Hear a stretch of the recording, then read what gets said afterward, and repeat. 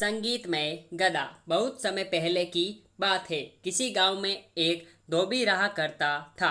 उसके पास एक गधा था जिसका नाम मोती था। चूंकि धोबी स्वभाव से बहुत ही कंजूस था, इसलिए वह अपने गधे को जानबूझकर चारा पानी नहीं देता था और उसे चरने के लिए बाहर भेज दिया करता था। इस कारण गधा बहुत ही कमजोर हो गया था। जब एक दिन धोबी ने उसे घास चरने के लिए छोड़ा तो वह चरते चरते कहीं दूर जंगल में निकल गया। जंगल में उसकी मुलाकात एक गीदड़ से हुई। गीदड़ ने पूछा, गधे भाई, तुम इतने कमजोर क्यों हो? तो गधे ने जवाब दिया, मुझसे दिन भर काम करवाया जाता है और मुझे कुछ खाने के लिए भी नहीं दिया जाता। यही वजह से मुझे इधर उधर भटक भटक कर अपना पेट भरना पड़ता है। इस कारण मैं बहुत कमजोर हो गया हूँ। गधे की ये बात सुनकर गीदड़ कहता है, मैं तुम्हें एक उपाय बताता हूँ जिससे तुम बहुत ही स्वस्थ और शक्तिशाली हो जाओगे। गीदड़ कहता है, यहाँ पास में ही एक बहुत बड़ा बाग है। उस बाग में हरी भरी सब्जियां और फल लगे हुए हैं।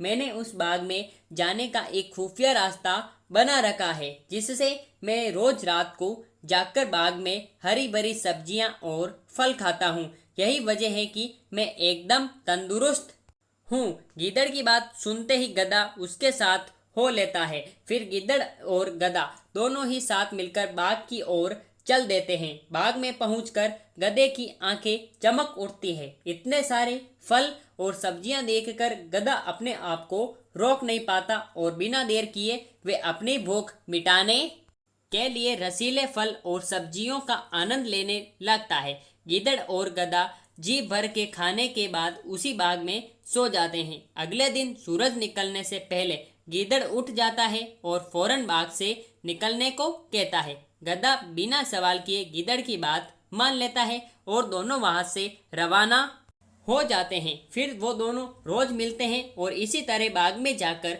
हरी भरी सब्जियां और फल खाते। धीरे धीरे समय बीतता गया और गधा तंदुरुस्त हो गया। रोज भर पेट खाना खाकर अब गधे के बाल चमकने लगे और उसकी चाल में भी सुधार हो गया था।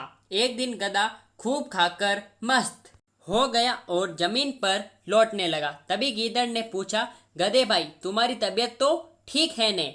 तो गधा कहता है, आज मैं बहुत खुश हूँ और मेरा गाना गाने का मन कर रहा है। गधे की ये बात सुनकर गीदड़ घबराया और बोला, ने गधे भाई, ये काम भूलकर भी मत करना।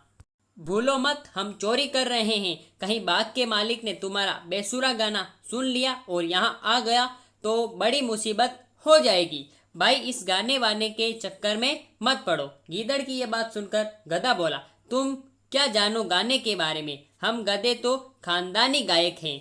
हमारा ढेंचू राग तो लोग बड़े शौक से सुनते हैं। आज मेरा गाने का बहुत मन है, इसलिए मैं तो गाऊंगा। गीदड़ समझ जाता है कि गधे को गाने से रोक पाना अब बहुत मुश्किल है। गीदड़ को अपनी गलती का आभास हो जाता है। गीदड़ बोला, गधे भाई, तुम सही कह रहे हो। गाने वाने के बारे में हम क्या जाने? अब तुम बता रहे हो तो मुमकिन है कि तुम्हारी सुरीली आवाज सुनकर बाग का मालिक फूल माला लेकर तुम्हें पहनाने जरूर आएगा। गीदड़ की बात सुनकर गधा खुशी से गदगद हो जाता है।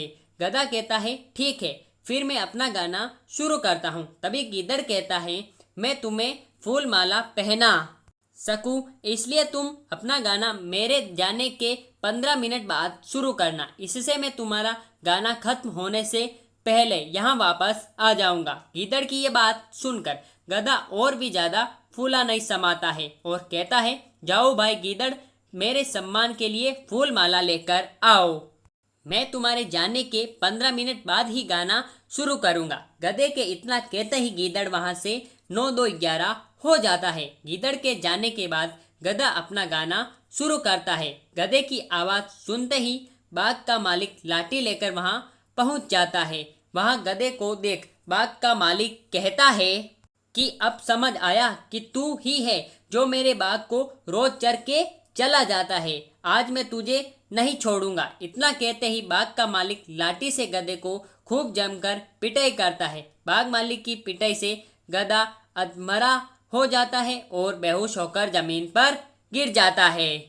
मोरल ऑफ द स्टोरी, कहानी से सीख। संगीत में गधा कहानी से सीख ये मिलती है कि अगर कोई हमारी भलाई के लिए कुछ बात समझाता है तो उसे मान लेना चाहिए। कभी कभी हालात ऐसे हो जाते हैं कि दूसरों की बात न मानने से हम मुसीबत में पड़ सकते हैं।